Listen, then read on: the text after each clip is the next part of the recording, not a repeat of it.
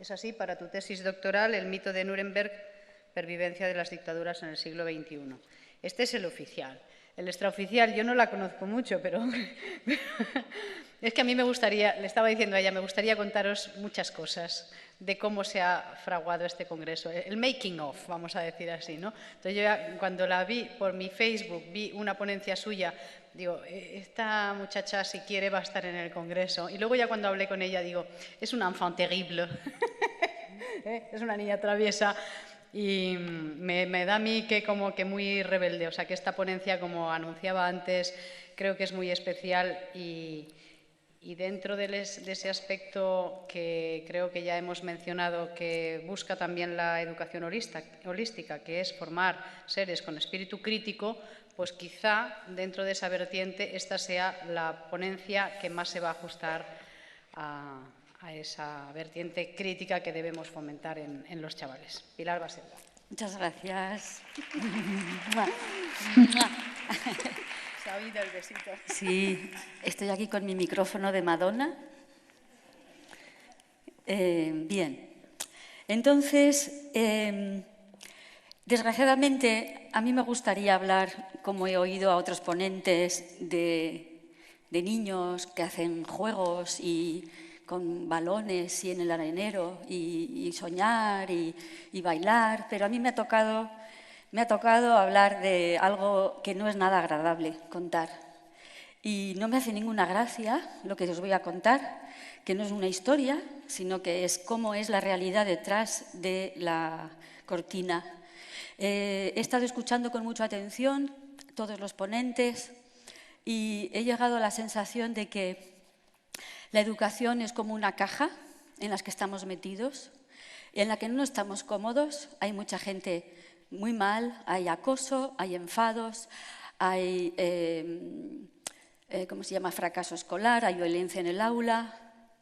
Creo que todos los que estamos aquí, tanto sobre el escenario como en la sala, somos conscientes de esto, queremos cambiarlo y no sabemos cómo. Y la sensación que yo he tenido es que estamos dentro de esa caja y cada uno que ha venido aquí con las ponencias está como diciendo, bueno, pues vamos a poner los muebles así. Pues no, mira, vamos a poner los muebles así, pero que estamos siempre metidos dentro de esta misma caja. No salimos de la caja. Entonces yo lo que voy a intentar es explicaros qué es esta caja, por qué esta caja es así. Y una vez que hayamos escuchado esto, entenderéis por qué hay tanta violencia en el aula, por qué hay tanto acoso, por qué hay tanto fracaso, por qué estamos tan mal, por qué los profesores están quemados, burnout. Lo vamos a entender muy bien.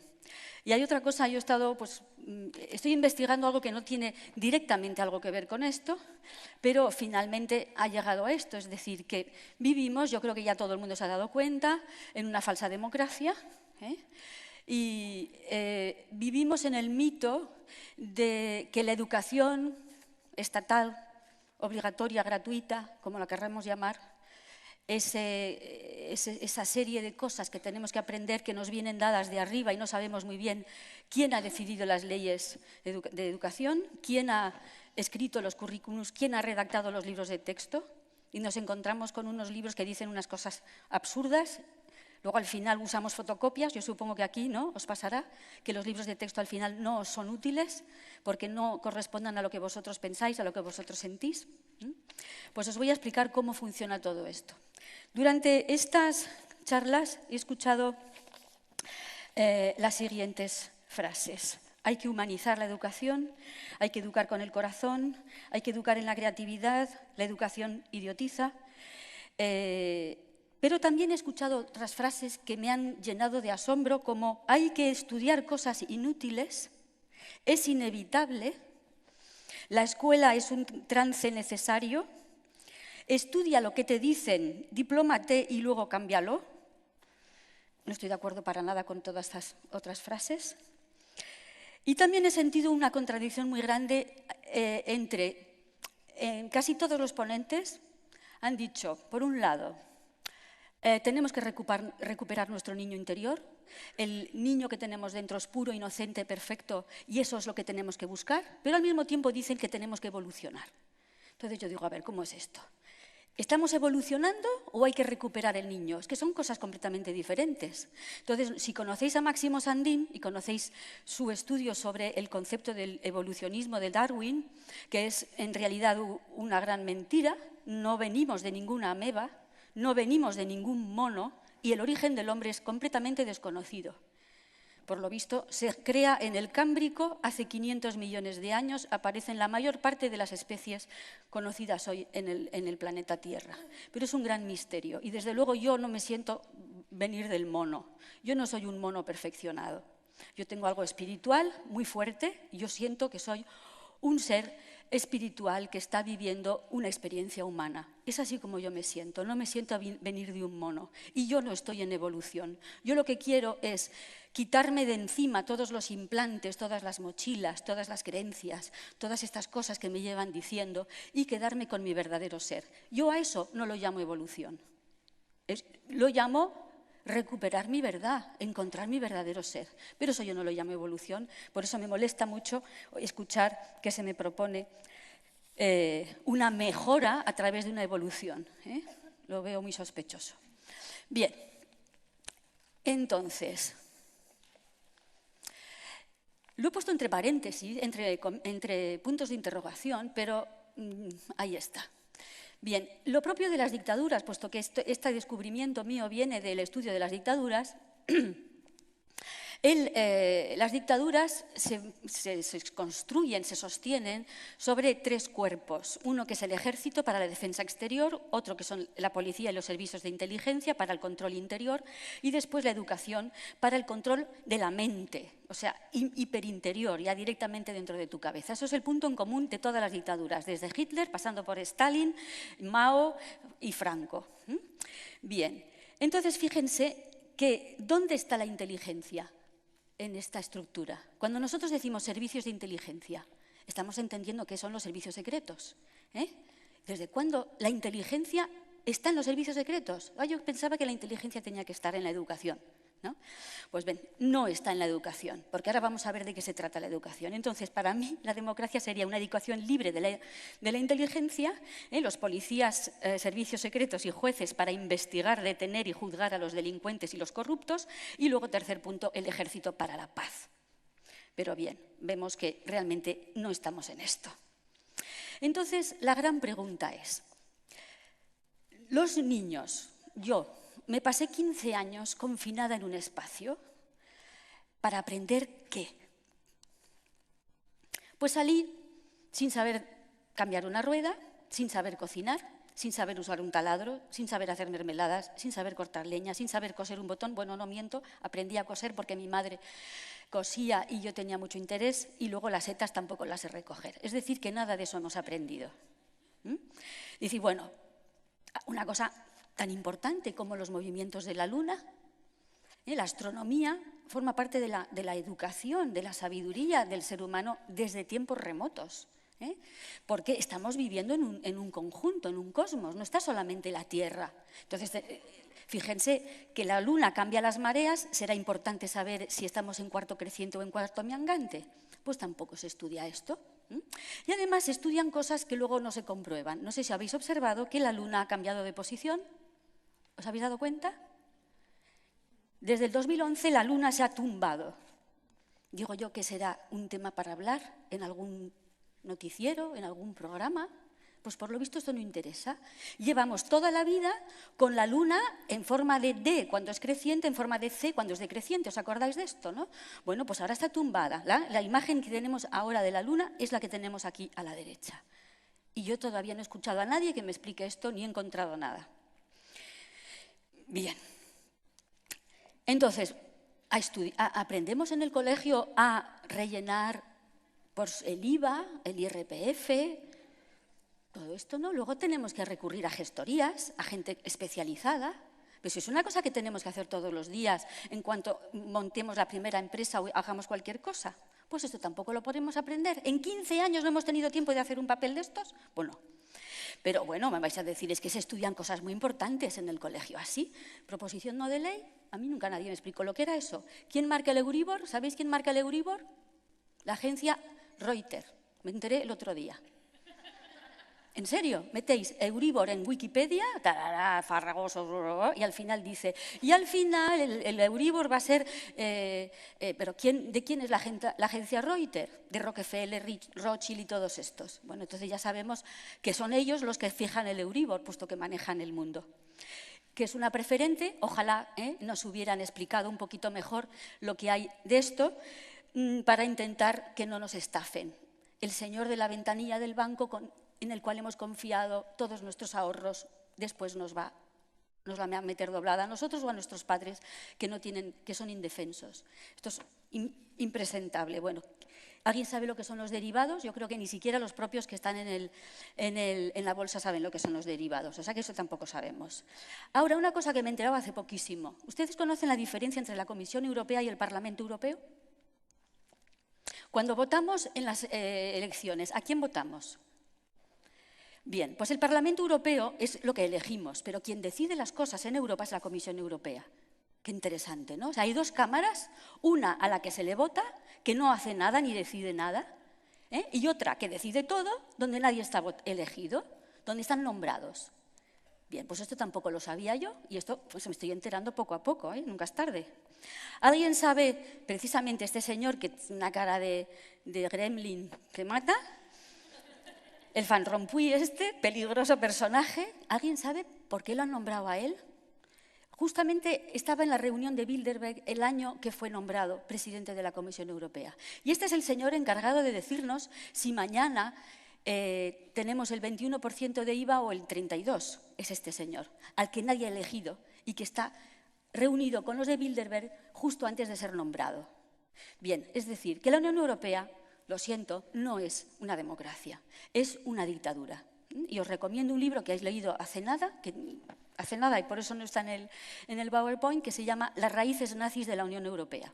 Está en PDF, libre, lo han escrito, a lo mejor ustedes conocen el Dr. Rath. El Dr. Rath es un alemán médico que lucha por curarse con vitaminas el cáncer y no con productos químicos, y ha hecho una fundación, y esta es la que ha publicado este libro que es impresionante sobre cómo se crea la Unión Europea. No es el lugar de hablar de esto, pero que está ahí, las raíces nazis de la Unión Europea.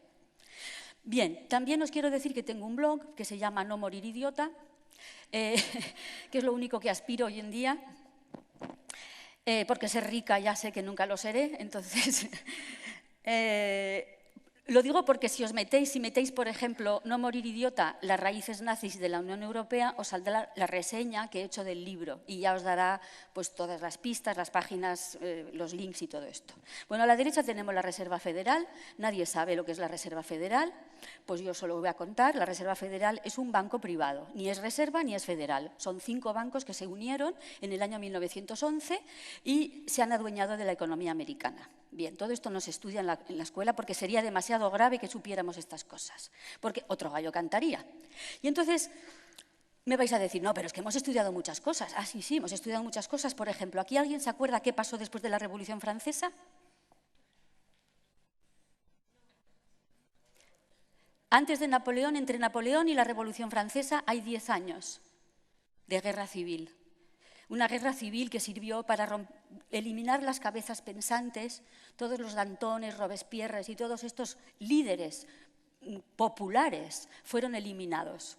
¿Y quién viene? Napoleón, porque tenemos un ciclo en la historia que tampoco nos han enseñado, que es revolución, guerra civil, dictadura, falsa democracia. Y luego empezamos otra vez. Revolución, guerra civil, dictadura, falsa democracia. Y así está estructurado.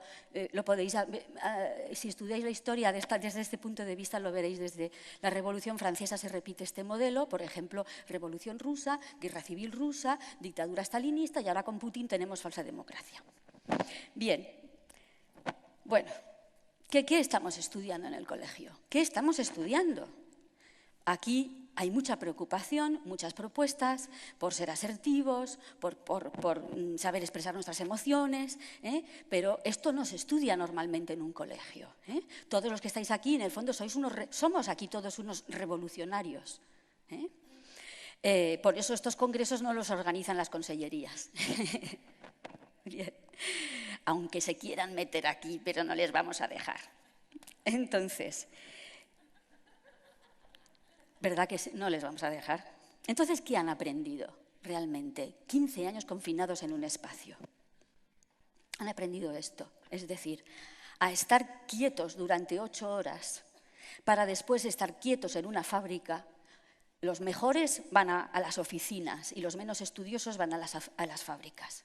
Y esto es el propósito de la educación. Es un poco duro decirlo, ya lo sé, porque nos han contado otra película, pero la realidad es esta, que tenemos que socializarnos. Y socializarnos significa aguantar filas, aguantar atascos, comprar en supermercados comida basura. Eso es lo que aprendemos. Entonces, esto es lo que hemos aprendido, a estar 8 horas confinados, a obedecer horarios absurdos y normativas coercitivas, memorizar cosas que no entiendo ni comparto, buscar complacer al profesor para que me ponga buenas notas, aunque sea abandonando mis ideas propias, renunciar a mi unicidad, buscar parecerme al grupo. Ser raro en el colegio es lo peor que te puede pasar y empiezan a acosarte, ¿no? Entonces, a todas estas cosas de obediencia, sumisión, miedo al rechazo, dependencia, uniformización, todo esto se llama socialización, porque cuando nos metemos en la ingeniería social, porque la educación es ingeniería social, cuando nos metamos en la ingeniería social nos encontramos con los permanentes eufemismos, es decir, bonitas palabras para decir cosas terribles. Entonces, todo esto es destruir el libre albedrío, pero eso lo llaman socialización, no lo llaman destrucción del ser humano, que es lo que es. También los niños, por su cuenta, aprenden muchas cosas porque son muy listos, lo hemos visto todos. Y curiosamente, sin que nadie les diga nada, saben utilizar todos los cacharros. Nada más, se inventa una cosa y ya lo saben utilizar. Y yo estoy ahí que no me entero y ellos ya han ido y vuelto y ya lo saben hacer. Entonces, tienen una gran... Entonces, cada vez que nosotros permitimos copy-paste en el cole para un trabajo, estamos apoyando el fraude, el robo, la corrupción. El copy-paste es corrupción en vena. Entregar juegos a los niños, dejarles ver la tele directamente es colaborar a su destrucción y jugar con la PlayStation. Sabéis que el Pokémon es un juego que ha sido diseñado por ingenieros de ingeniería social. Está muy estudiado. No es mi especialidad, pero se podría hacer un curso sobre el peligro del Pokémon. Y el consumismo también es una cosa que está muy favorecido por los medios, por el cine y por las televisiones y demás. Y luego también los niños, sin que nadie les dé clases, saben piratear música, bajarse las cosas. Es decir que... Bien, entonces, el fracaso escolar, ¿es una mala suerte? Vamos a ver. Entonces...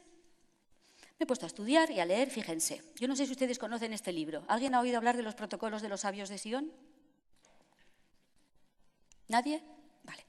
Pues los protocolos de los sabios de Sion, si os metéis en Internet, por supuesto Wikipedia, que forma parte del control, no va a permitir que la gente lo lea como algo auténtico. Entonces, lo primero que te dicen es que son falsos. Pero resulta que este libro tiene un ejemplar en la biblioteca del British Museum con sello de entrada de 1906. Es decir, que no sabemos quién los escribió, pero sí sabemos que en 1905 se publicaron. Entonces, esto está escrito. Entonces, yo no sé quién lo ha escrito. No sé si son sionistas o antisionistas, pero ahí está escrito. Y lo que te quedas de plástico, porque te están describiendo lo que está pasando ahora. Entonces, ¿sabéis lo que los gentiles es el término que utilizan los judíos para nombrar a los que no son judíos? Bien, entonces así pues, para que los espíritus gentiles no tengan tiempo para pensar y reflexionar, es necesario distraerlos por medio de la industria y del comercio, es decir, trabajar y consumir. Pero resulta que en 1979 hay otro documento apasionante que se llama Silent Weapons for Quiet Wars, que quiere decir armas silenciosas como para guerras tranquilas, algo así sería. Dicen, reescribiendo la historia y la ley y sometiendo a la población a distracciones de forma a provocar el desplazamiento de sus necesidades personales hacia prioridades externas altamente fabricadas, artificiales, esto previene su interés y su posible descubrimiento de las armas silenciosas y de la tecnología del automatismo social. Esto está escrito en el año 79 en un documento que se entrega a los participantes de la reunión Bilderberg en el año 79. Al principio de ese documento, que se puede encontrar en Internet libremente, el que lo publicó lo asesinó la policía, Se llamaba Bill Cooper y era exmilitar, debía tener alguien que le filtró el documento. Total, que lo que dicen al principio de este documento, que a mí me dejó de plástico, las 30 páginas más impresionantes que he leído en mi vida, estamos celebrando el 25 aniversario de la Tercera Guerra Mundial. Y digo, ¿cómo es esto? A ver, 1979, el 25 aniversario de la Tercera Guerra Mundial se empezó entonces en 1954. 1954 es la primera reunión Bilderberg que tiene lugar en el Hotel Bilderberg en Holanda. Y la había organizado el marido de la reina de Holanda, el príncipe Bernardo. El príncipe Bernardo había sido SA, y había trabajado en IG Farben. ¿IG Farben qué era? La fábrica que fabricó el gas sarín y el ciclón B de los campos de concentración y que después se llamará Bayer. Bien. Entonces, ¿cómo conseguimos esto? Esto es obtenido con descomprometiendo sus mentes y espíritus, saboteando sus actividades mentales, proveyendo programas educativos de baja calidad en matemáticas, lógica, diseño de sistemas, economía y desmotivando su creatividad. Bien, cuando hace poco, hace unas horas, gente decía, es que tenemos que educar en la creatividad. Y claro, yo profesora digo, pero ¿cómo voy a educar en la creatividad si es que todo el sistema es anticreativo? Yo sola, profesora, no me puedo enfrentar a un sistema anticreativo. Pues aquí lo tenéis, está implementado, está diseñado, no es una fatalidad, no es que los profesores sean malos, no es que la educación española no tiene medios, es que está diseñado así. Otra cosa, comprometiendo sus emociones, aumentando su egocentrismo y su gusto por las actividades emocionales y físicas. Multiplicando sus confrontaciones y ataques emocionales. Leed esto es impresionante. Violación mental y emocional por medio de un estancamiento constante en la violencia, la guerra, el sexo, en los medios de comunicación social y en particular la televisión y los periódicos. Entonces, cuando lees esto, ya entiendes por qué hay tanta violencia en el cine, en los videojuegos, por qué hay tanta basura de sexo, porque el sexo puede ser maravilloso, pero ese sexo maravilloso nunca aparece en televisión, ni siquiera en las películas, porque además el cine de Hollywood forma parte de todo esto. Dándoles en exceso lo que ellos desean, junk food para el espíritu, y privándole de lo que realmente necesitan. Entonces, me vais a decir, eres paranoica, Pilar, esto no puede ser. Entonces vamos a seguir buscando textos.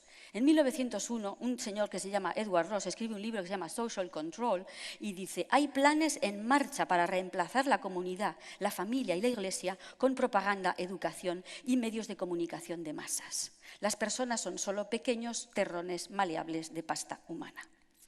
Sigo. El objetivo principal de nuestro gobierno consiste en debilitar el espíritu crítico del pueblo, hacerle perder la costumbre de pensar, pues la reflexión da origen, muchas veces, a la resistencia. Entonces, si tenéis la sensación de que no podéis hacer pensar a vuestros alumnos, pues es normal, es que está diseñado así. Necesitamos dirigir la educación de las sociedades cristianas de tal forma que sus manos caigan abatidas en un gesto de desesperada impotencia ante cualquier negocio que exija iniciativa.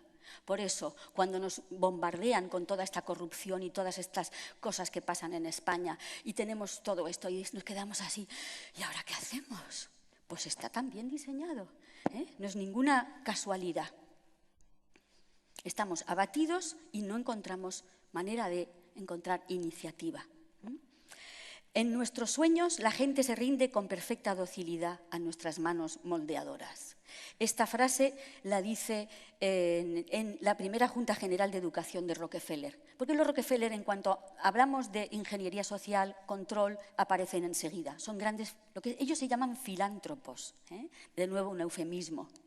Pondrán todos los medios para controlar la salud, la mente, en fin. Bien. Este es Woodrow Wilson, el presidente que permitió la creación de la Reserva Federal, es decir, la corrupción, la perversión a través del nombre incluso, ¿no? Nosotros tenemos el Banco de España, que ya gracias a la Unión Europea no sirve para nada, pero cuando teníamos Banco de España con algo dentro, nosotros decidíamos emitir moneda, lo decidía el gobierno, pero en Estados Unidos lo deciden 5 bancos privados. Pues miren lo que dice, queremos que una clase tenga educación liberal y queremos otra clase, una clase necesariamente muchísimo mayor que renuncie al privilegio de una educación liberal y se adapte para ejecutar tareas manuales específicamente difíciles. Pero en 1917 ya van a saco, o sea, van a saco estos que quieren controlar la educación y hay mucha gente que se está dando cuenta. Una serie de senadores dicen, se están moviendo con precisión militar por todo el frente para lograr el control de la educación de los niños del país. Esto es un senador, Chamberlain. Con precisión militar por todo el frente para lograr el control de la educación. ¿Es una guerra? Es una guerra. Es una guerra psicológica. Las escuelas han sido agarradas, igual que un pulpo agarra a su presa, por un gobierno invisible. Esto lo dijo el alcalde de Nueva York. Un gobierno invisible. Ahora, en 1928, otro texto. Estamos gobernados, nuestras mentes son moldeadas, nuestro gusto formado ampliamente por hombres de los que jamás hemos oído hablar. Aquellos que manipulan este oculto mecanismo de la sociedad constituyen un gobierno invisible que es el verdadero poder al mando de nuestro país. ¿Quién es Edward Bernays? Es el sobrino de Sigmund Freud y fue el creador de las relaciones públicas. Y habla de oculto mecanismo y gobierno invisible.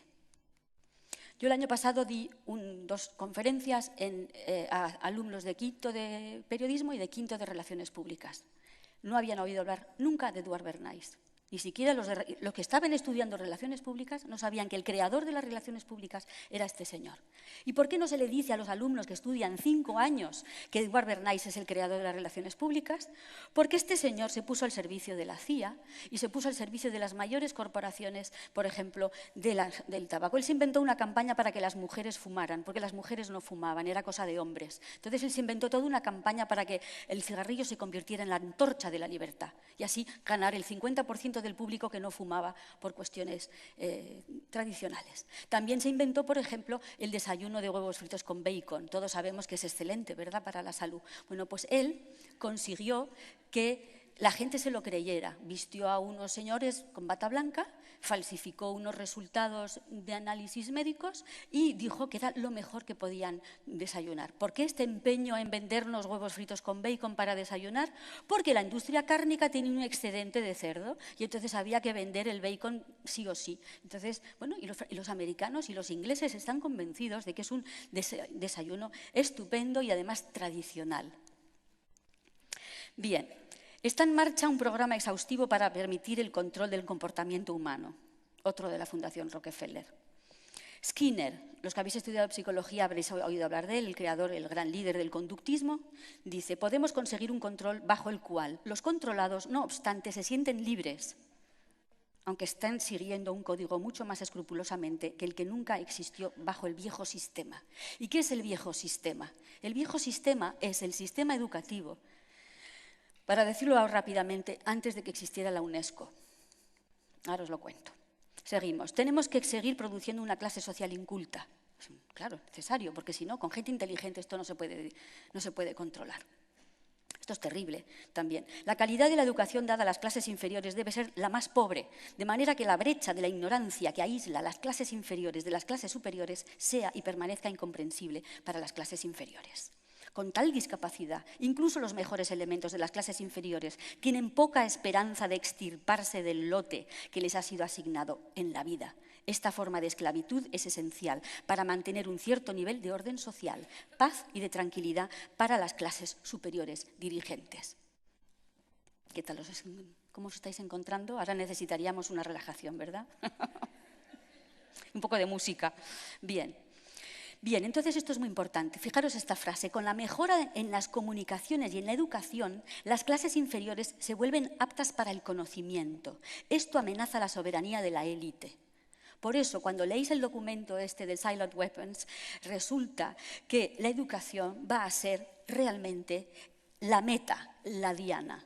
Si tenemos gente inteligente que piensa, que es autónoma, que es creativa, se nos va de las manos. Se van a empezar a dar cuenta de que somos muy pocos los que mandamos y van a tener recursos para enfrentarse a nosotros. Lo que tenemos que hacer es que la gente no tenga recursos y se someta y obedezca.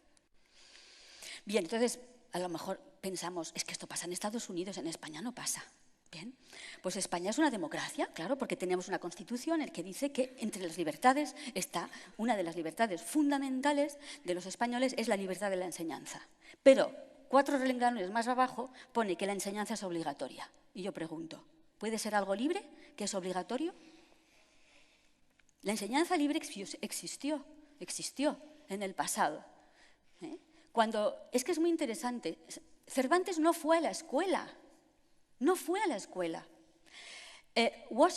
George Washington no fue a la escuela, fue 2 años, entre los 10 y los 12 años. Lo mismo Thomas Edison, lo mismo Benjamin Franklin. No hace falta ir a la escuela. Allá afuera, en una de las mesas, hay un libro de Arno Stern que dice: yo no fui a la escuela, y es un chico brillante. Porque si estás rodeado de gente, y muchos de nosotros tenemos a nuestro alrededor gente que sabe muchísimo, pero están ocupados, trabajando, ganando dinero, y en vez de dar a lo que nos rodean, lo que sabemos nosotros, pues entregamos los niños a las escuelas. Bien, entonces, aquí os pongo algunos de los libros más impresionantes que he leído sobre este tema. El de John Taylor Gatto está en la red en español, traducido por un independiente, que os vendrá muy bien, porque ahí viene mucho detalle. Entonces, hay que recordar que en la Grecia de Atenas, la escuela era para los esclavos. La gente, los ciudadanos atenienses, ellos no iban a la escuela. Y scolé significaba ocio. Tener scolé es tener tiempo de educarte.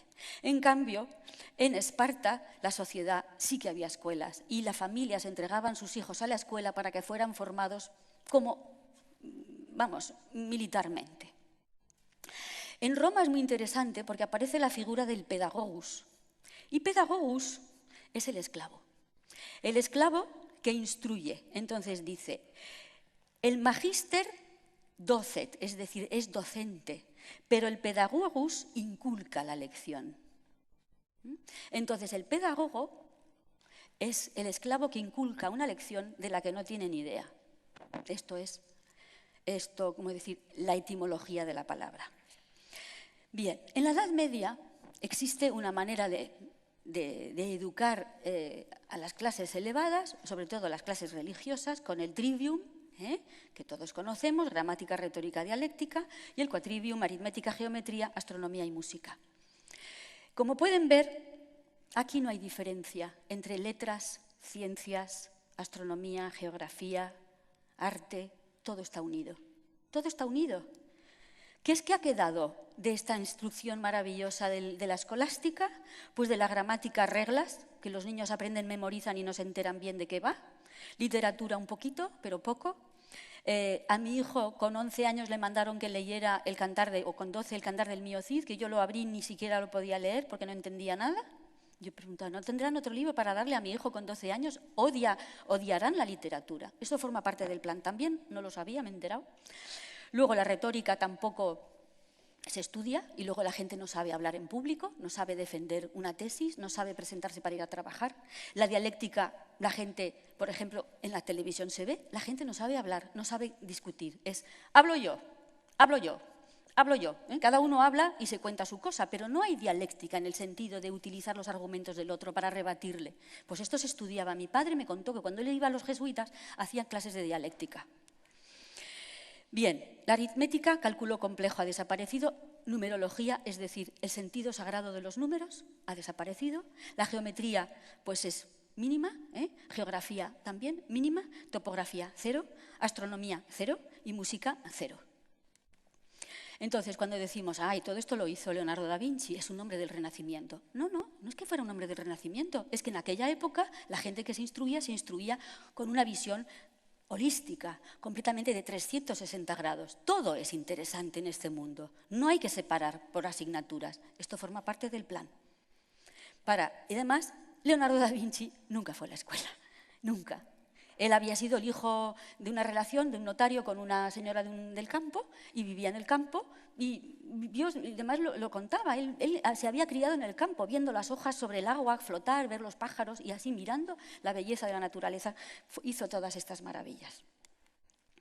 Bien, entonces, la etapa de la Ilustración, que nos la han vendido como la panacea, la cosa más maravillosa que hay, ojo con la Ilustración, porque en la Ilustración aparecen una serie de ideas, que si Rousseau era un ecologista, el primer ecologista, y es un hombre que dice cosas muy bonitas, también dice una cosa terrible, que es que el hombre es un animal social, acordaros de esto porque después Darwin lo va a utilizar, y también dice que hay que igualar a la humanidad, y eso es terrible, porque somos todos diferentes. Entonces, en la Ilustración, es cuando nace la idea de que el Estado y la colectividad es superior al individuo, que el culto al progreso es superior a la tradición, que el laicismo es superior a la religiosidad espiritualidad, que la razón es superior a la intuición, que la ciencia tecnológica es superior a la ciencia pura. Cuando decimos que nosotros estudiamos ciencia es mentira. Estudiamos tecnología, es decir, ciencia aplicada. La ciencia pura es la que busca la verdad, sin aplicaciones prácticas. Pues hoy en día nadie estudia ciencia pura, que es simplemente por el gusto de saber la verdad. Siempre se estudia la ciencia tecnológica. Entonces nos han vendido que la ciencia es la ciencia tecnológica. Pues no. Bien, otra cosa que aparece en el siglo XVIII es que el Estado es el padre de los ciudadanos, este Estado padre que nos arregla todos los problemas, que nos dice lo que tenemos que estudiar, los medicamentos que tenemos lo que tenemos que pensar, etc. También aparece esta idea de que lo que es bueno para el Estado es bueno para todos, que el individuo debe sacrificarse por el Estado y por la colectividad. Y esto se hace muy patente con las dictaduras de los años 30, es decir, con Stalin y con Hitler son estas ideas a saco. Luego la idea del progreso, eso es terrible. El progreso es mentira. No existe el progreso. Hay cosas que evolucionan en una dirección y otras se pierden. Cuando estudian, yo que me gusta mucho la historia de la moda, el traje, todo esto, hay tejidos que hemos encontrado en España del siglo XII. No sabemos hacerlos. No sabemos hacer ni los hilos. Tejerlos todavía menos. Y están ahí guardados diciendo, ¿pero cómo se hará esto? ¿No? O sea, bien. Y luego otra cosa terrible también es que la cultura la organiza el Estado y se encuentra en las ciudades. Es decir, que el mundo rural es una porquería, es un atraso, no tiene ningún interés. Entonces, una gran idea que está metida dentro de los programas de las leyes de educación de toda Europa, gracias a la UNESCO, es que el enemigo del progreso es la tradición y la religión, que la tradición popular y el mundo rural y las tradiciones religiosas son un atraso, una superstición, y que la irracionalidad es bajo y primitivo, todo lo paranormal, esotérico, meditar, entonces ya parece que estás diciendo tonterías. Bien, estas son las herencias de la Ilustración, el control del Estado, el ser humano es imperfecto y puede ser mejorado, en esto de la evolución que os decía, que a mí me pone los pelos de punta. El laicismo es la modernidad y la espiritualidad es de colgados. ¿Cuáles son los medios del Estado? Pues controla la educación, controla la economía. Intentad montar una empresa, vais a ver lo complicado que es. Vienen todas las normativas, los impuestos. Y entonces esto también forma parte del plan, porque no conviene que haya pequeñas empresas, que haya pymes, es mucho mejor que haya multinacionales. Las multinacionales no tienen problemas, para ellas hay SICAF, hay soluciones estupendas, pero para el pequeño empresario le ponen un montón de problemas. Y esto forma parte de este plan, de que estemos absolutamente sin podernos mover, ¿no? Y luego lo que es peor es la libertad de conciencia, que va a ser el resultado de este machaque, ¿no? Entonces, nos han dicho, el Estado somos todos. Pero yo no tengo la sensación de que el Estado, que yo soy el Estado. Al contrario, yo siento que el Estado me oprime y me abusa de mí y me está estrujando todo el tiempo. Porque siempre cuando pasa algo hay que preguntarse cui prodest, que significa en latín ¿quién se beneficia? ¿Quién se beneficia del atentado de las Torres Gemelas? Pues sirve para atacar a Afganistán. Ah, qué interesante. Y así todo, ¿no? Bien, entonces siempre hagamos esta pregunta. Entonces, ¿quién se beneficia de todo esto? Las élites, que son los banqueros más las farmacéuticas, que están todas unidas con el mundo del armamento y de las petroleras. Y son las que realmente gobiernan el mundo. ¿Y esto cómo es posible? Porque no gobiernan directamente, tienen intermediarios. Y estos intermediarios son los políticos que nosotros votamos democráticamente. Y lo bueno de la crisis, que yo estoy encantada con esta crisis y todos los sobres de Bárcenas y los casos y los urdangarines y todas estas cosas, es que por fin están cayendo las máscaras y nos estamos dando cuenta realmente de cómo funciona esto, de que esto de democracia no tiene nada. Nosotros les votamos porque creemos sus mentiras y luego ellos, con esto de que tienen mayoría absoluta, hacen lo que les dicen sus amos, que están por encima de ellos. Entonces, la Revolución Francesa, que nos la han vendido como la cosa más maravillosa del mundo, son ideas maravillosas, pero hay una especialmente que me molesta, que es la igualdad. Igualdad, igualar. Esto es la igualdad. O sea, nos tenemos que someter por igual. Y ya veis que todos los culitos son diferentes. ¿No? Ahora, no sé si conocéis a este fotógrafo que se llama Spencer Tunick y que esto reunió a 20.000 personas en la Plaza del Zócalo en México y la gente lo hizo gratuitamente. A mí, yo no sé, la fortuna que me tienen que pagar para que yo haga eso. Vamos, tengo una idea de mí misma muy elevada para hacer eso, ¿no? A ellos les gusta, pero esto es lo que hacemos, pero voluntariamente. Esto es una especie de símbolo de lo que estamos haciendo todos los días. Todos los días hacemos esto. Ya estamos preparados para que...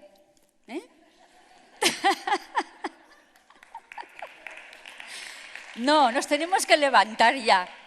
Ya es hora de cambiar de postura. Ya me están doliendo los riñones, ¿no? Bueno, entonces Napoleón es terrible porque ya sabemos de dónde viene. Es el que sobrevive a una guerra civil en la que cortan todas las cabezas de los que tenían ideas y el que se somete a los líderes, que son los banqueros, pues es Napoleón. Porque ¿de dónde sacó tanto dinero Napoleón para invadir Alemania y Francia, Austria y todo? ¿De dónde sacó el dinero? Después de 10 años de guerra civil en Francia, ¿tú crees que él tenía dinero para hacer una guerra mundial? ¿De dónde sacó ese dinero? Eso nunca nos lo cuentan en los libros. Yo todavía no lo he descubierto, pero me temo que ahí hay muchos banqueros financiando la guerra que había. Bien, entonces, ¿qué es lo que dice Napoleón? Que hay que enseñar desde la infancia lo que la gente tiene que pensar. Y entonces, para que la gente piense lo que quiere el Estado, hay que hacer un cuerpo de docentes, que es el único medio para crear la instrucción pública.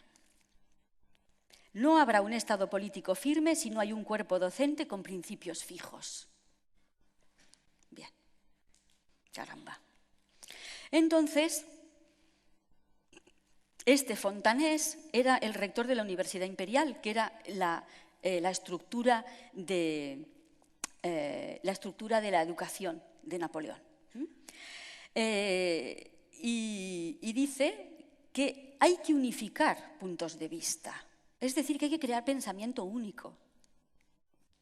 Es necesario una unidad de puntos de vista. Igualar, enseñanza necesaria, el Estado, el gobierno, firmeza, unidad de pensamiento, pensamiento único. ¿Es necesario para quién? ¿Para mí? ¿Para vosotros? No es necesario. Para ellos, para los que están en el control del poder, necesitan una masa obediente. Entonces hubo un señor que se llamaba Andrew Bell, que era un capellán inglés que va a la India y descubre las escuelas de casta hindú. Y en las escuelas de casta se observa cómo funciona, es decir, las escuelas para los pobres. Meten a 300 niños en un chamizo y entonces hay un brahman que dice: «Debo obedecer al amo». Y entonces todos los niños: «Debo obedecer al amo». Y si no contestabas bien, entonces los más mayores de los alumnos les pegaban con una vara, el famoso pedagogus, para que todo el mundo dijera lo que dice el profesor.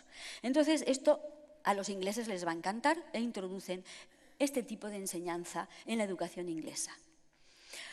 Otra cosa muy interesante es la guerra. Ya hemos hablado de Napoleón, ahora vamos a hablar de los enemigos de Napoleón, que eran los alemanes. Como siempre, estuvieron en guerra francos y germanos, como 2000 años en guerra, ahora son amigos. Bien, entonces el sistema prusiano, Jena es una victoria de Napoleón y Waterloo es el gran desastre. ¿Qué pasa entre Jena y Waterloo? Pues que van a montar las escuelas prusianas. Entonces, el que crea el pensamiento de que hay que formar a los alumnos se llama Fichte, y el que escribe la frase «el trabajo hace libre», que es lo que había en la puerta de los campos de concentración. Arbeit macht frei. Trabajo hace libre. Fíjate, otro eufemismo. Bien, entonces, ¿qué es lo que hacen los alemanes? Organizan 3 niveles. El 0,5% es la élite. Tiene una educación como el trivium y el quadrivium. 360 grados, perfecto.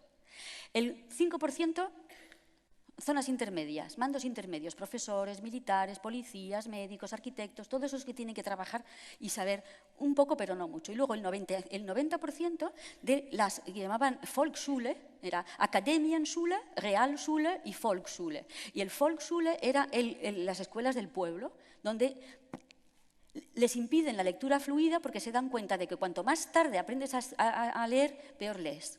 Entonces, antes estaban hablando de esto en el sistema Waldorf.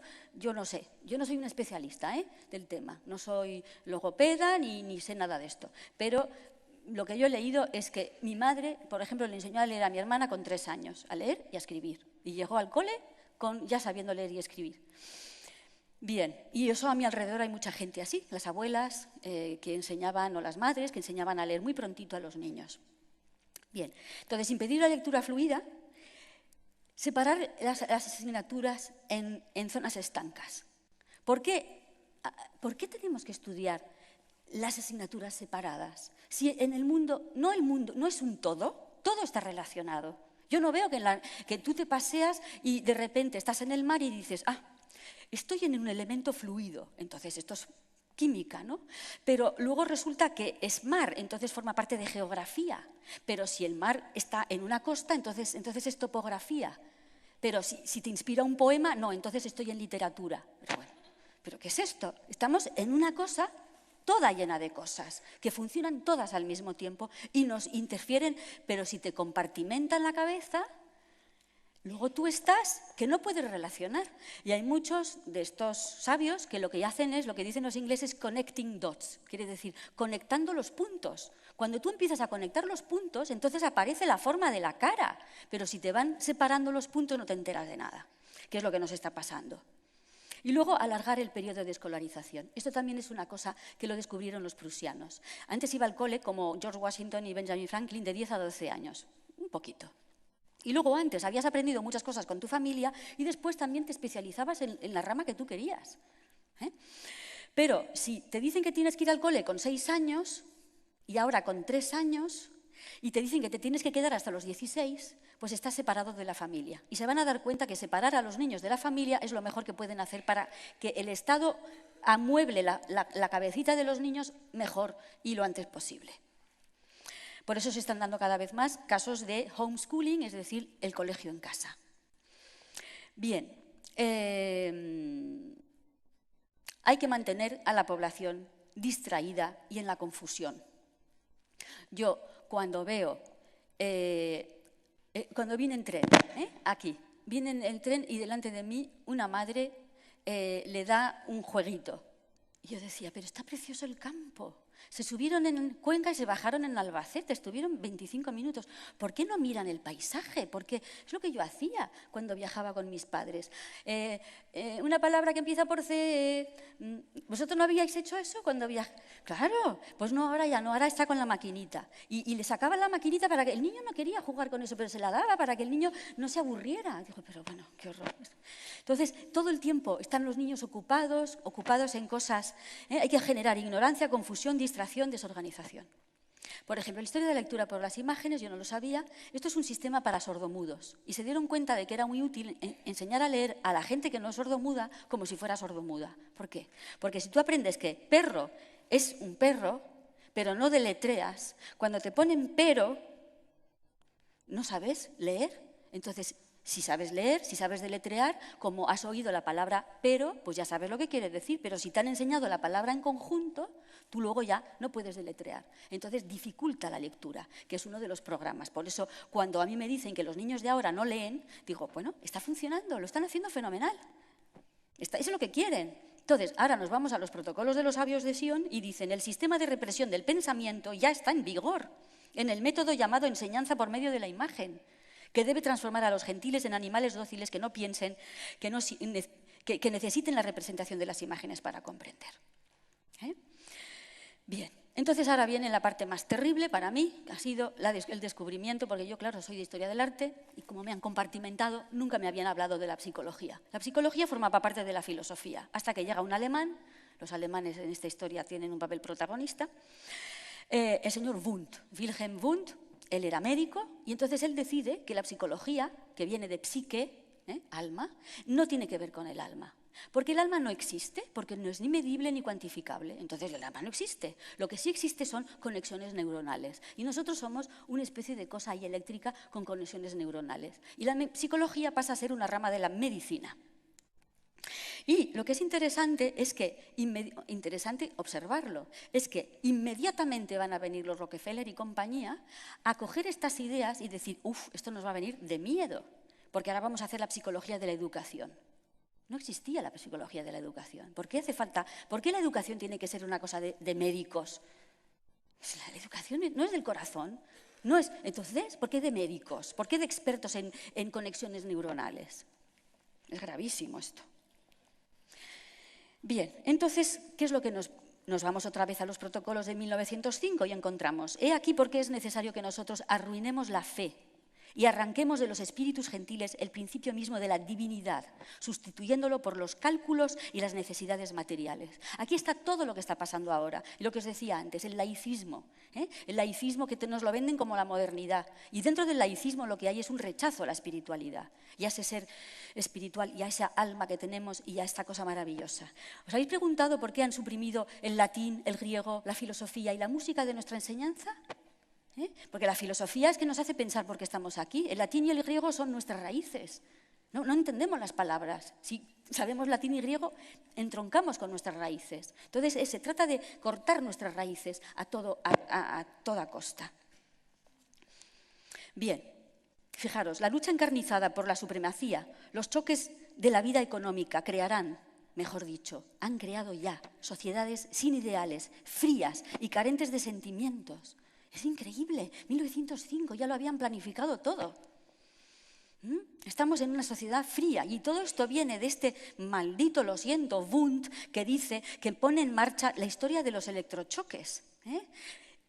Entonces, Wundt crea en Leipzig una escuela de psicología que va a tener a estos personajes, Pavlov, Stanley Hawthorne, John Dewey y Skinner, que son los más famosos, y son los que van a utilizar electrochoques para curar o ver qué pasa, y entonces es normal utilizar al ser humano como una rata de laboratorio para ver cómo funciona. Y utilizaron a gente que estaba, ya sabéis, ¿no? Minusválidos, a presos, a soldados, y esto sigue haciéndose hoy en día. Ahora lo que pasa, ¿habéis visto El jardinero fiel? Se van a África para hacer esto, para probar las medicinas, se van a África y les dicen que les están dando una vacuna y es mentira, están probando con ellos medicina. Entonces, esto es terrible, el salto de la psicología, que es una cosa del alma, se convierte en el estudio del conductismo. Pero el conductismo consiste en decirle, a ver, ¿qué tengo que hacer con la mente humana para que el ser humano haga lo que yo quiero que haga? De eso se trata el conductismo. Bien, entonces, esto es terrible, esto está en la red, lo he visto, no he podido ver más de un minuto porque el niño está gritando, resulta que es un alumno autista que está en un centro especializado, y lo dejaron paralítico después de 31 electrochoques y 7 horas de tratamiento. Y ves cómo está amarrado así, gritando, así, y todas estas personas mirando así tan tranquilos. En fin. Entonces, la agenda estatal consiste, se dieron cuenta, muy pronto, que la familia, que hay que apartar al niño de la familia cuanto antes, porque es la tradición, porque es las raíces, porque es el amor incondicional. Nadie te quiere como te quiere la gente de tu familia, nadie. Puedes hacer lo que te siguen queriendo. Bien. Luego, prolongar la infancia, en el sentido de que no te dejan. Esto de el trabajo infantil es horroroso, depende. Si un señor empresario te está maltratando, sí, pero si es tu madre la que te está enseñando a cocinar, o tu padre que te está enseñando a cambiar una rueda, o te dice, oye, vente al taller que te vas aprendiendo como se hizo siempre. Velázquez empezó a trabajar en el taller de Pacheco con 11 años para aprender. Bien, retrasar el aprendizaje de la lectura, porque eso favorece el analfabetismo. Luego, el refuerzo periódico es terrible. El refuerzo periódico es, metes una rata en una caja, ¿no? Aprietas un botón, le dan de comer. Aprieta el botón, le dan de comer.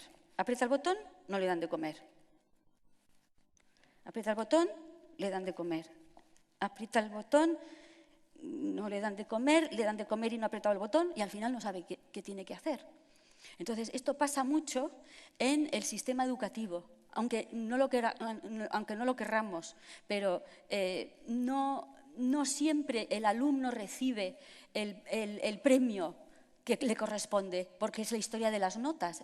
Esto es también una cuestión. ¿Por qué tenemos que ponerle notas a los niños? Esto es una gran discusión, porque cada uno hace lo que puede muchas veces, o a veces no, en fin, es muy complicado lo de las notas. Luego, la violencia en el aula, que está apareciendo últimamente, vamos, desde unos últimos años, el desprestigio del maestro, esto también forma parte del plan. También yo no sabía, pero por lo visto. Cuando el maestro tenía el poder de castigar al alumno, entonces el alumno tenía un respeto, porque había un cierto poder. Pero tú, al privar al maestro de la capacidad de poder castigar, entonces se desmadra la clase y entonces se genera el caos. Y entonces, al generarse el caos, es el niño el que va a pedir la autoridad y va a pedir el castigo y va a pedir las normas. Pero, de paso, se desestructura y se genera un caos que se parece después al caos que hay en la sociedad. Y entonces después dices, mira, sí, necesitamos control, necesitamos cámaras de vigilancia, porque así estamos más seguros, porque la gente es muy mala y nos roba. Yo he contado que desde mi casa hasta el Museo del Prado tengo 25 cámaras que me filman, 25, y no vivo muy lejos. Pues eso es que es indignante que te tengan que filmar. Porque somos todos presuntos terroristas, cuando sabemos dónde están los terroristas, ¿no? Y los ladrones. Bien, entonces esto es lo que se llama el sistema de problema-reacción-solución. Tú quieres aplicar una normativa, entonces generas un problema. Ese problema crea una reacción y entonces tú así puedes aplicar la solución. El 11S es uno de esos casos, por ejemplo. Vamos a atacar a Afganistán, necesitamos una excusa. Bueno, vamos a montar un ataque para después decir que son el Bin Laden, que está metido ahí en una cueva, que cómo supieron que estaba ahí en aquella cueva todavía no lo sé, pero bien. Y esto se ha utilizado en el ataque del Maine, ¿os acordáis? Eso ya está reconocido, en fin. Bueno, la idea esta de que un profesor, un maestro que lleva toda la vida tiene que pedirle a un médico, a un experto, a un psicólogo, tiene que pedirle su opinión, porque es como, de nuevo, desprestigio de los maestros. ¿Qué pasa? Que no tenemos experiencia suficiente, nosotros como profesores tenemos que pedir la exigencia de los maestros. Bueno, la obediencia y la sumisión. El hedonismo, esto es muy interesante, las publicidades que siempre te venden todo con facilísimo, rapidísimo, divertidísimo, todo tiene que ser así, si no el niño no está contento.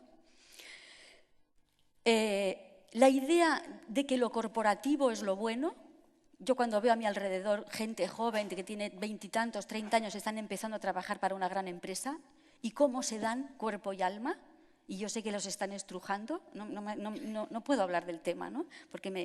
Y después, cuando tenga 45 años, le darán una patada, o 40, le darán una patada y cogerán a otro. Y él ha dado todo por la empresa, ¿no?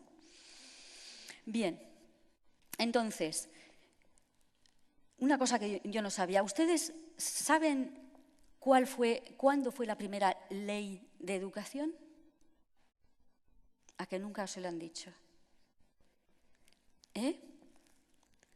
¿Por qué tiene que el Estado que decidir por ley lo que nosotros sabemos perfectamente que tienen que estudiar nuestros alumnos y nuestros hijos? ¿Por qué es el Estado? Pues fijaros, la historia viene de la UNESCO. La UNESCO se forma en el año 46 y en el año 69 van a crear un libro que se llama Apprendre à être, aprende a ser. Fijaros qué nombre más bonito, ¿verdad? Aprende a ser. Y este libro es el que ya puedes encontrar la mayor parte de las ideas que hemos dicho ahora. Es decir, el hombre está en evolución permanente, los valores éticos vamos a quitarlos, los valores morales los quitamos, filosofía y todo esto no sirve para nada. Ahora hay que centrarse hacia que el sistema educativo favorezca el sistema económico. Pues esto viene de la UNESCO. Y la UNESCO lo que quiere es que todos los países que son miembros de la UNESCO tengan la misma educación. Y eso es lo que se llama normalizar. Bien, pues entonces lo normalizan y hacen una ley en España en el año 70, que es la primera ley de educación, que se llama la ley de Villar-Palasí. A lo mejor os suena.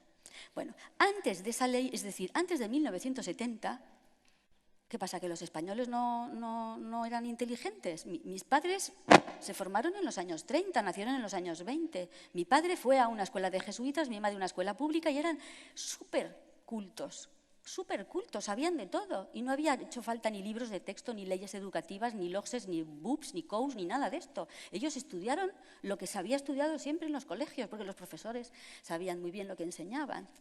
Bien. Pues esto, que os metéis en el BOE, os leéis estas y es bastante impresionante.